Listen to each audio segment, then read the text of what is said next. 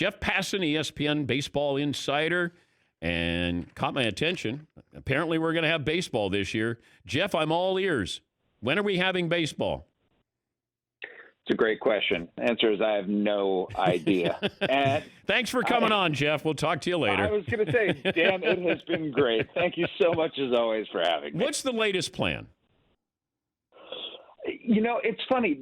The people at Major League Baseball, well, they don't like talking about plans, which is odd, because to go forward, you need a plan, right? You need a plan. You need to have it well laid out. You need to execute it. You need to understand that there are going to be flaws in it. There are going to be stumbles along the way. No plan goes according to plan. And the fact that they haven't committed to one yet, it's part of the process that they're going through right now. Now, I don't know if this is the right approach to take. You know, some would argue that you settle on a plan early and you do everything you can to make it work. But I think that what baseball sees right now is a landscape that we don't understand. We have no idea what next week is going to be like. We have no idea what next month is going to be like. And because of that, their plan is to give themselves flexibility and work on all the details surrounding it that will, no matter what they choose, whether it is going to a biosphere in Arizona or going to a 3-city hub plan where they have people stationed in Phoenix metropolitan area, Dallas metropolitan area, and Tampa St. Pete area, or doing a 5-city plan where you add Miami and Houston to the mix. No matter what they do, they need to have testing, for example, and they need to have umpires in particular places, and they need all these logistical things, and that's the stuff they're trying to take care of now. So when they do figure out what the best plan is, they can execute it. All right, but you say, and you're quoted, there will be baseball in 2020. Yes. And I do believe that. And I believe that because I think all of the parties involved are extremely motivated to have baseball in some form or fashion. I also think that because maybe I'm trying to be optimistic in this time where optimism is in short supply, but I'm not allowing that optimism to guide me to this place where baseball coming back is not realistic. I see the country reopening, and I know that we're going to have stumbles along the way, and I understand that that's part of it, but I also think there's a recognition that getting back to life, like some form of what we had before coronavirus, is an imperative, and that baseball is going to be a part of that. It's not going to be a part of that with fans in all likelihood, but I think there's a very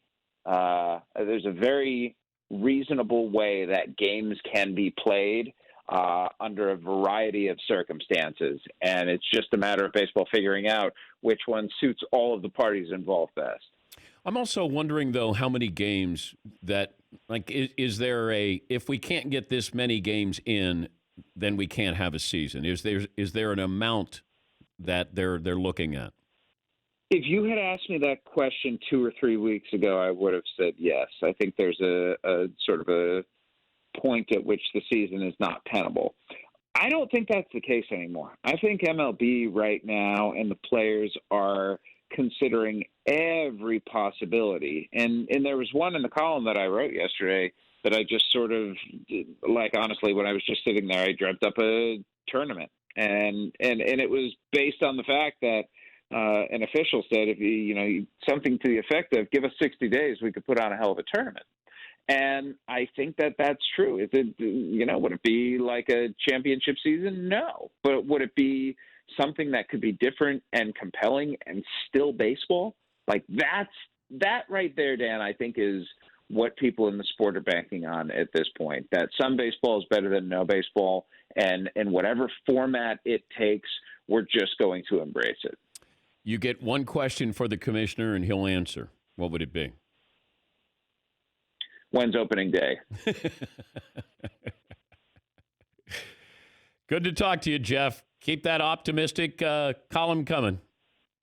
By the way, and I'm curious to hear your take on this. Do you think the optimism is unwarranted? And do you think there's going to be baseball this year? I don't know, Jeff. And I just spent 15 minutes starting the show where I don't like where we have these arbitrary dates where we go, hey, NBA facilities opening up May 1st. And then they come back and say, now it's May 8th. I think it's dangerous when we do this with our sports leagues because it trickles out to what we do every day. I think it gives us this false sense of, hey, things are getting better here. I don't know that. And I think when we want sports to come back, it doesn't happen magically just because we stomp our foot and say, I want my sports back. It doesn't work that way. And I thought the commissioner, Adam Silver, did the right thing a month ago when he said, I'm not going to put out any dates there. And then he comes out and puts out a date of May 1st. Now it's May 8th. I don't know if the NBA comes back. I've thought all along that it wouldn't. Baseball, I could think maybe you get now a truncated 60-game season. Yeah. College football, I think, is going to be pushed back. I think the NFL is going to be pushed back a little bit. I want to be optimistic, but I also have to be realistic, and that's really what it comes down to. If we still have a second before break, let me come in here and tell you why I think the date thing actually has been good. Okay. I think it has shown that these leagues can be judicious.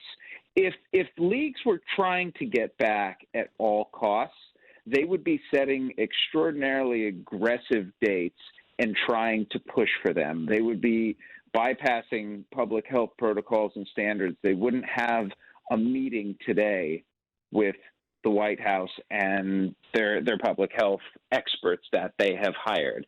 The worst thing that could possibly happen to any league is for it to come back and have it fail. And I think we have to understand that that is the great emergency break here that is going to prevent them from coming back before it's time. Can they push? Can they talk about it? Can they give us hope? Can they give us optimism? Is it false? Yeah, all of those things are true. But I think when it's all said and done, the most important thing here is that the decisions are made in concert with health experts and not for poor reasons like profit.